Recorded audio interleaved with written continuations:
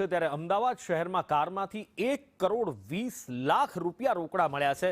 આ જ્યારે કાર ચાલકને રોકવામાં આવ્યો અને પૂછવામાં આવ્યું આ હિસાબ 1,20,00,000નો તો એ આપી શક્યો નહોતો, ગલ્લા તલ્લા કરવા લાગ્યો। પોલીસે અટકાયત કરી લીધી છે। જિગ્નેશ જોડાયા છે વધુ માહિતી સાથે। જિગ્નેશ પાસેથી વિસ્તારથી જાણીએ। જિગ્નેશ, જે પ્રમાણે રામોલ પોલીસને બાતમી મળી હતી કે વડોદરા તરફથી ગાડી આવી રહી છે અને તે ગાડીમાં શમશેર બહાદુર ઉર્ફે વિનયસિંહ નામનો એક વ્યક્તિ છે અને તેની પાસે મોટી માત્રામાં રોકડ રકમ છે। તેની તપાસ કરતા પોલીસે જ્યારે ગાડીની તપાસ કરી ત્યારે તેમાંથી રોકડ રકમ મળી આવી છે। 1,02,00,000ની કિંમતની જે રોકડ રકમ હતી તે કબજે કરી અને પોલીસે વધુ તપાસ હાથ ધરી છે। મહત્વનું છે કે આ પહેલા પણ રામોલ પોલીસે 50 લાખ રૂપિયાની જે રકમ હતી બિનવારસી તે કબજે કરી હતી અને ફરી એક વખત આવી રીતે જે હવાલાના રૂપિયા હતા તે પોલીસે ઝડપી પાડ્યા છે। પરંતુ બંને કેસમાં ઇન્કમટેક્સ વિભાગને જાણ કરવામાં આવી છે અને ઇન્કમટેક્સ વિભાગ આ અંગે વધુ તપાસ કરશે। હવે જિગ્નેશ, માહિતી બદલ આભાર।